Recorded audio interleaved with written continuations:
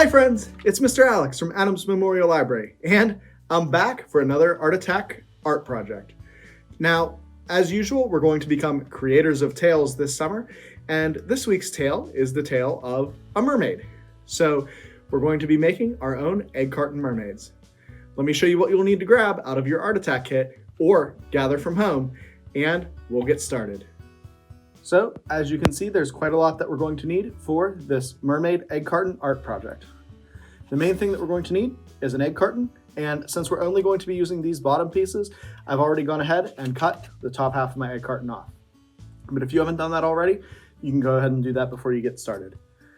I've also got a pair of scissors that we're going to need to cut with. I have some pieces of scrapbooking paper, and there should be a few in your Art Attack kit, but if you don't like these patterns or colors and you have something else that you want to use at home, anything with a fun pattern on it is great. I have a piece of cardstock, some paint in two different colors, green and blue. Now, these are the ones that come in the Art Attack kit, but maybe you like a different color or you have some other paint at home, you can definitely use those. I have some glue to hold our project together. I have two paint daubers, one for each color, because remember, these don't rinse particularly well in between different colors of paint like a brush would. I have a brush actually for our glue, and remember, if you used a certain brush for your glue when you were making your constellation coaster, you're definitely going to want to use the same brush for your glue on this project. Then I have a Sharpie so that I can trace around some of my patterns, and this toilet paper tube that's going to become the torso of our mermaid. Finally, I have two paper plates that I'm going to use as a workspace because we wouldn't want to get anything on our tablecloth here in the studio. And finally, I mentioned patterns earlier. In your Art Attack kit, there should also be this story about Our Mermaid's Real, and underneath it will be a series of patterns that you may want to use for this art project. So you can also go ahead and cut those out if you'd like. Now, one thing that I'd like to mention before we get started is that just like with our Constellation Coaster, the Art Attack projects, they're art. So no two Art Attack project is going to end up exactly the same. So if you have other things at home that you want to embellish with, for instance, like I mentioned, maybe you have a different color of paint that you want to use, or I've been mentioning mermaids a lot, but you could also make a merman or any other type of merfolk that you wanted. So maybe you want a different pattern that looks a little bit unique compared to what I have in the packet, and that's okay too. So anything that you have at home that you think will make this project better, that's awesome to include. But go ahead and either get that all out or gather it up, and we'll start assembling our egg carton mermaid. Our first step in making our egg carton mermaid is that we want to divide up our egg carton. So we're going to be using these cup-looking portions as segments of our mermaid's tail, and I've sort of taken my marker and drawn on one of the cups how we're going to cut. So this side of the cup here, as you can see, the portion that we're going to cut out is very shallow. There's not a whole lot there. But on this side, we're going to cut almost the whole way to the bottom. And you're going to want to cut just like that on each of your pieces to segment it properly. Now, it might be easier for you if you trace it on each of the pieces so that way you have a line to follow as you cut, or you can freehand it, it's up to you, but really we just want these cups cut out in a way that they're shallow at one side and deep at another. So we're going to go ahead and do that now and cut out all 12 of our cups. Let's go ahead and do that.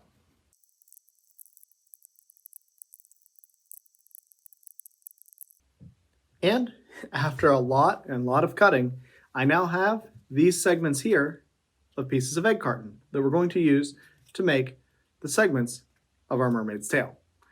Now, during all of that cutting, there's a couple things that I did that you may want to keep in mind as you cut your pieces. The first thing is that it's easiest to separate each of the cups into a section first, so just cutting it into 12 pieces, and then go around and trim each of them individually around the edge. If you try to trim around the edge while they're still attached to the carton, it may be a little bit difficult to get your scissors into those nooks and crannies. Also, not all of your mermaid pieces may turn out perfect. I have these two here that I really didn't like how they turned out. They were just a little bit too small, and so that's okay. This particular mermaid tail then is only going to have 10 pieces, and that is totally fine. So however many pieces you wind up with at work, or if you want a longer tail or a shorter tail, that's okay too. But the important thing is that we have cut these pieces that have the short end on one side and the long end on the other out of our egg carton. So now our next step is going to be to go ahead and paint. So what I'm going to do is I'm going to take our bigger paper plate and I'm going to work on that. And I'm going to take our two colors of paint. We have our blue and we have our green. Now, what I want to do is I want to count up how many segments of my mermaid's tail that I have after cutting them all out that I think are really good and want to use. And then I'm going to paint half of them one color and half of them the other color. If you have more colors, you can divide it up even further, but with only two colors, we want to make it half and half so that we can alternate between the two colors when we're assembling our tail. So let's go ahead and do that now and start painting our egg carton pieces. For this, I do recommend using a dauber. It's just going to paint onto this egg carton a lot better and take a lot less time than a brush would.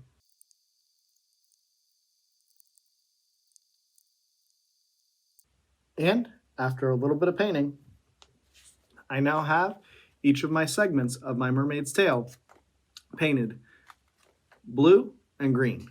So we'll be able to alternate these segments about half and half as we go down our mermaid's tail.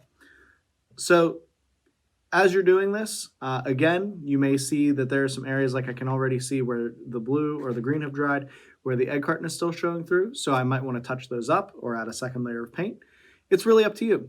But now it's time to let the segments of our mermaid's tail dry. While we're doing that, we can clean up this egg carton that we have here that's left over, and we can throw that away.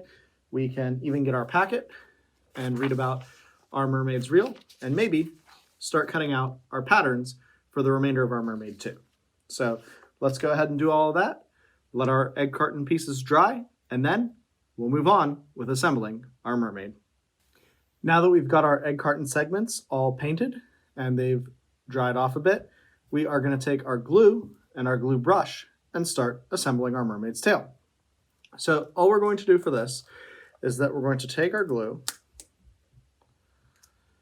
and using the brush, we're just going to apply a nice healthy amount of glue to the top of one of our segments. And while there is such a thing as too much glue, you definitely don't want to go light on the glue because this is what's going to be holding the whole project together. So make sure that it's really coated. So once we have something that looks like this, then all we're going to do is take a segment of the opposite color and we're going to lay it on top just like this and press down so that the two parts at the top here of the egg carton meet. And when we apply pressure like that, then we're going to have a segment that looks a little something like this. And as you can see part of the green underneath the blue here.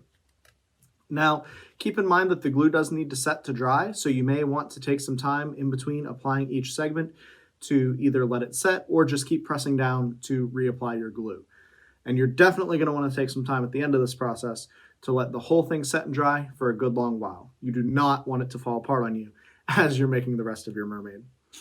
So I'm just going to now take the rest of my segments and alternate green, blue, and make my mermaid's tail. And as I'm applying the segments, I can also twist and turn them in a way that I think looks interesting and shows the most of the segment below it. So let's apply that glue and get the rest of our tail assembled.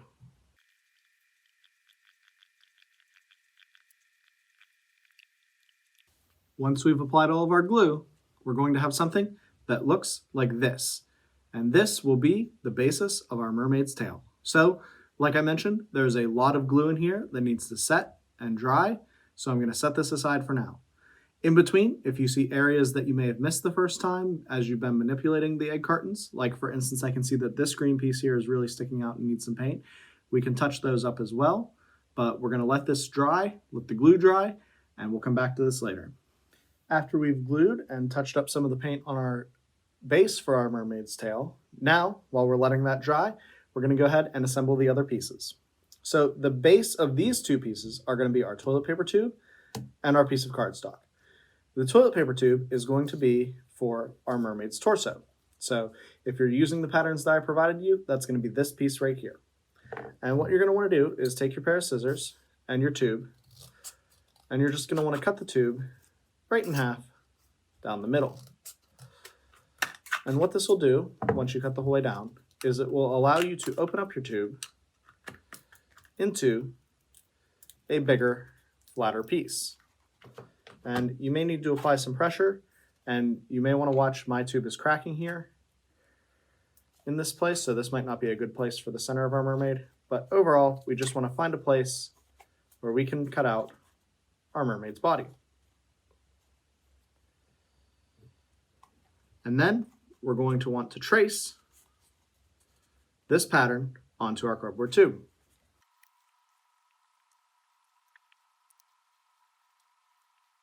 So once I have my mermaid traced onto here, then I'm going to go ahead and cut that out.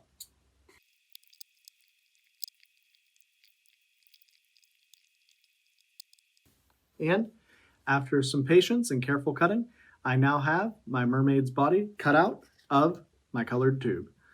Now, keep in mind, like I said, I did have some problems with my tube because they're so thick, and mine did crack. So I sort of had to manipulate my pattern and place it in a way that I was cutting around the crack that came down the middle. So if you have similar problems, you might want to adjust your pattern, or you can just get another toilet paper tube from home that's brown and might be a little bit thinner and use that as well. Either works. Now, if you do use the toilet paper tube at home, or if you don't like the color of the tube that you have in your kit, then that's where you can take some of your paint and your daubers and touch up your piece of toilet paper tube with your mermaid's body. Now, the next step that we're going to want to do is create our tail. So I'm going to put all of our toilet paper tube scraps aside for the time being, as well as our pattern. And I'm going to take the tail piece. Now, this tail piece we are going to use our cardstock for, and that is going to be a lot easier to cut out. We're just going to take a pencil or a marker, trace around the tail piece,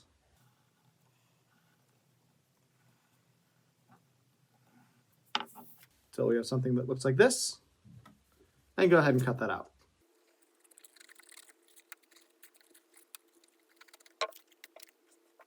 We can go ahead and set that scrap and pattern aside as well. And now we have a white piece of cardstock that looks like a tail and a cardboard tube that looks like our torso. So we're going to go ahead and take these pieces, and now it's time to decorate. So the last pattern that you're going to have is that you might want to give your mermaid a shirt, and we're going to want to cover the tail as well as the hair of our mermaid's body. So that's where our scrapbooking paper, or any other paper that you have at home, comes in. So I can take the hair piece of this pattern here and cut out some hair for our mermaid. I can take the shirt pattern and cut out a shirt design out of one of my piece of papers. Or I can take the tail pattern, and instead of a plain white tail, I can pick one of these for my tail pattern for my mermaid. Now, again, if you don't like any of the paper patterns that you have, or you have something at home, you can use that. Or even if you want to use more paint or some markers or crayons that you have at home, you can do that too. But now it's time to decorate. So let's go ahead and use our patterns and our paper and a little bit of our glue to decorate our two mermaid body pieces, the tail and the torso.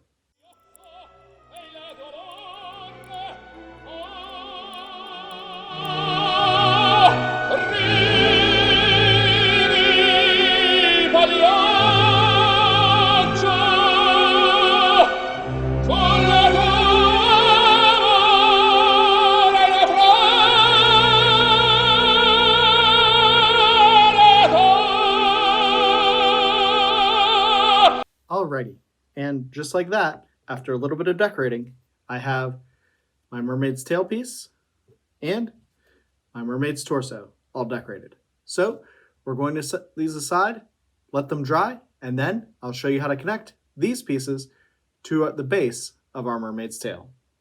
After an unfortunate mishap involving our tablecloth here and my paint and glue spilling, we've managed to recover and we're ready to attach the pieces of our project. Now, remember, you're going to have your mermaid's torso, the base of your mermaid's tail, made out of egg cartons, and the cutout of your mermaid's tail that you decorated here. So the first thing that we're going to do is we're going to fold a flap onto our mermaid's tail, just like this, so that we have a flap that looks like that. We're going to do the same for our mermaid's torso. So again, just taking this bottom part here and bending it under, just like that. And then we have the torso. So these are all ready, and now it's time to add our glue. So I'm going to take the torso piece, and I'm going to take my glue brush, and I'm just going to apply some glue onto that flap that we just created. And this is going to allow us to attach our mermaid's torso to the base of the tail. So we'll go ahead and line that up. We want to make sure that it's centered and that we used a nice heaping helping of glue. Apply a little pressure, and then we're just going to let that set. But you should have something that looks like this. Now we need to add the bottom piece. So we're going to gently set this down so that our mermaid's torso doesn't fall off since the glue hasn't fully dried.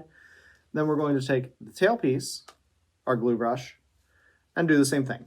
We're going to apply some glue to the fold on our tail. And then we're just going to gently lift our project and tuck our tail up into the bottom of the base so that it lines up with our mermaid's torso. And you might need to trim that down so that it fits inside the base. You might need to fold it or bend it so that it attaches. But in the end, we're going to have something that looks like this. And after a long process, finally, we finished our mermaid art project. Now, we've learned a couple important things during this project.